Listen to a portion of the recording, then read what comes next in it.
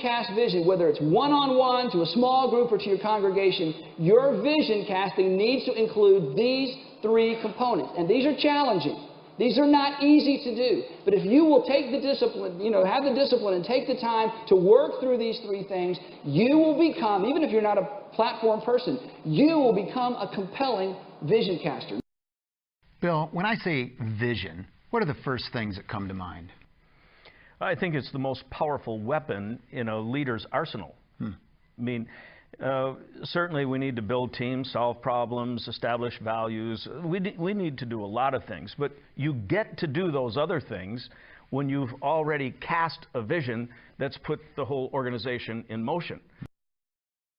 Vision casting is a completely unbiblical practice. First of all, nowhere is the concept mentioned in the Bible. Secondly, it implies that the pastor receives direct and new revelation from God. The assumption that the pastor's vision is divinely inspired carries with it prophetic implications. For example, in an infographic from Elevation Church called The Best Place to Work, it says, "We serve a lead pastor who seeks and hears from God. This conveys a top-down leadership hierarchy led by one man who claims to have a direct line to God. This is a recipe for all kinds of spiritual abuse and historically has led to disaster." We are united under one vision. Elevation is built on the vision God gave Pastor Stephen. We will aggressively defend our unity and that vision. Pastor Eric Dykstra of the Crossing Church allegedly received his vision from God. We are united under the visionary. Now, the visionary here is Eric. The Crossing is built on the vision that God gave Pastor Eric. Yeah. And we will aggressively defend that vision. Now, what does that mean? You aggressively defend that. That means that we do church the way he wants us to do it. And me as a campus pastor, I can't go up to Zimmerman and decide that I'm going to preach on Sunday, because that's not the vision that we have for this church that God gave to Eric. And we defend that when people go, well, maybe we should do it this way. And we're like, no, you don't understand. God gave Eric this vision. We do it this way.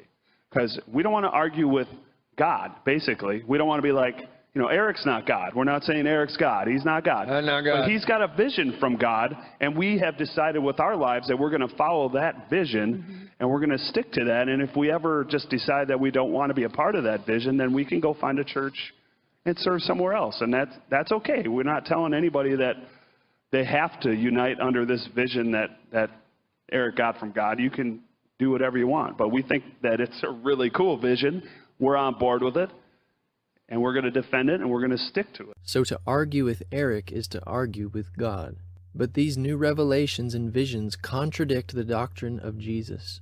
Notice the church codes from both of these megachurches stated how the God-given vision of the pastor is to be aggressively defended. And we will aggressively defend that vision. We will aggressively defend our unity and that vision. This means that the vision cannot be challenged. Any critique of the visionary is unacceptable, no matter how biblical that critique may be. To oppose the visionary is also to oppose God, because the vision supposedly came from God. Well, let's talk about the other end of the continuum, those that are detractors, those that are fighting the vision. How do you deal with that side of the equation?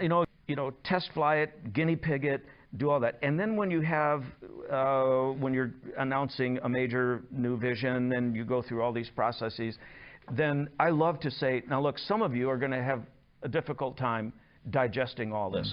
We're going to wait a week or so, and then we're going to have an open question and answer time down in our chapel. And we're going to listen to all of the concerns that you have about it. Yeah.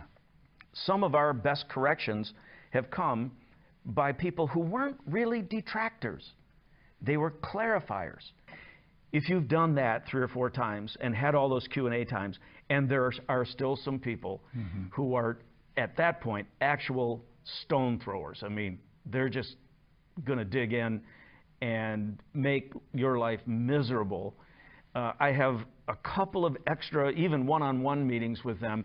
And then my big line, you've heard me use it before, I say, all right, you don't agree with this vision.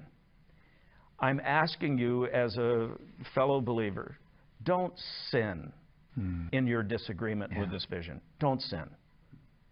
And so I have had the conversation with people saying, do you have to leave the church so you won't sin? Or could you stay in the church and not sin? And people go, I guess I could stay here. Am I? Yeah. Good. I mean, that's such a cool picture, because I think a lot of leaders are tempted to think that binary in this regard.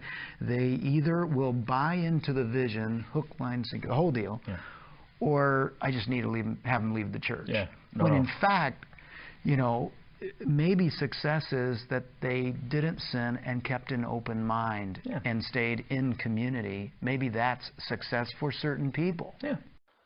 Reject. Do I need to spell that out? Why? That's so cold. It's so wise.